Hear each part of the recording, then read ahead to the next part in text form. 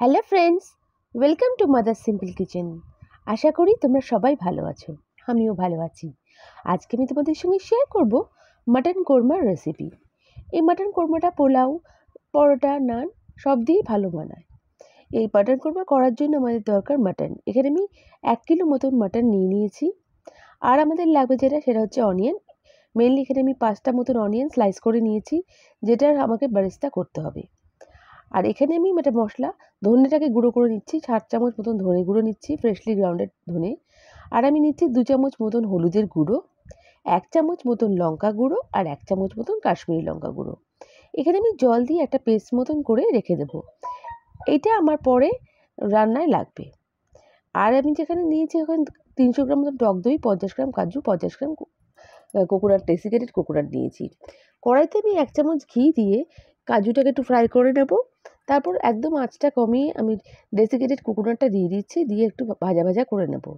এটা হালকা করে ভেজে যখন হালকা একটু রং হবে, আমি এটা তুলে রেখে দেব। এই পেস্টটার মধ্যে এরপর তুলে রেখে দিয়ে এবার আমি এর মধ্যে গরম জল দেব। গরম জল দিয়ে আমি এটাকে ভিজিয়ে রেখে দেব, পরে এটা ইউজ হবে। এবার কড়াইতে আমি তেল নিচ্ছি, তেল নিয়ে আমি পেঁয়াজটাকে ভেজে বেরেস্তার মতন করে নিচ্ছি। এটা ভালো করে হালকা করে লাল লাল করে ভেজে আমি তুলে রাখবো। আমার রান্নায় এই পেঁয়াজটা ইউজ হবে। বন্ধুরা, আমার রান্নাটা যদি ভালো লাগে আমাকে লাইক করে দিও। আর নতুন বন্ধুরা আমাকে সাবস্ক্রাইব করে আমার পাশে থেকো, আর বেল বাটনটা প্রেস করো যাতে আমার রান্নার নোটিফিকেশন সবথেকে প্রথমে তোমরা পেয়ে যাও। তোমাদের এক একটা লাইক কমেন্ট আমাকে মোটিভেট করে নতুন নতুন রেসিপি নিয়ে আসার জন্য। আর বন্ধুরা, তোমরা এত সুন্দর কমেন্ট করেছো, সত্যি আমি মোটিভেট হচ্ছি আরও নতুন নতুন রেসিপি নিয়ে আসার জন্য। দেখো এখানে আমি যে কাজু আর কোকোনাটটা ভিজিয়ে রেখেছিলাম ওটাকে মিক্সিতে দিচ্ছি, আর হাফ মতন বেরেস্তাটা দিয়ে আমি একটা স্মুথ পেস্ট করে নিচ্ছি তৈরি। এটা আমি রান্নায় পরে ইউজ করব। এবার আমি যে অয়েলটা ইউজ করেছিলাম ওইটাই আমি প্রেশারে দিচ্ছি। আমি রান্নাটা প্রেশারে করব, তোমরা চাইলে হাঁড়ি বা কড়াইতে করতে পারো, একটু টাইম লাগবে, এটা অনেক টাইম নিয়েই করা হয়, তাই আমি প্রেশারে করে নিচ্ছি, তাড়াতাড়ি হয়ে যায়। এবার তেলের মধ্যে আমি মটনটা প্রথমে দিয়ে দিচ্ছি। তারপর যেটা অ্যাড করবো হচ্ছে কি আমার কাজু আর কোকোনাট আর পেঁয়াজের পেস্টটা। এবার আমি দিয়ে দিচ্ছি এর মধ্যে 2 চামচ মতন আদা রসুন বাটা। আর আমি দেবো যে পেস্টটা বানিয়ে রেখেছিলাম মশলার, ওটা অ্যাড করে দিচ্ছি। দিয়ে এরপর আমি অ্যাড করবো যেটা, সেটা টক দই। টক দইটা এখানে ফেটিয়ে রাখার দরকার নেই, এমনি টক দই অ্যাড করে দেবে। আর যে আমার বেরেস্তাটা আছে তার হাফ আমি দিয়ে দিচ্ছি এখানে, দিয়ে দিলাম। এবার আমি এর মধ্যে স্বাদ অনুযায়ী নুন দিচ্ছি। নুন দিয়ে একটু হালকা নাড়িয়ে চড়িয়ে নেব। তারপর আমি কিছুক্ষণ এটা ঢাকা দিয়ে রেখে দিচ্ছি।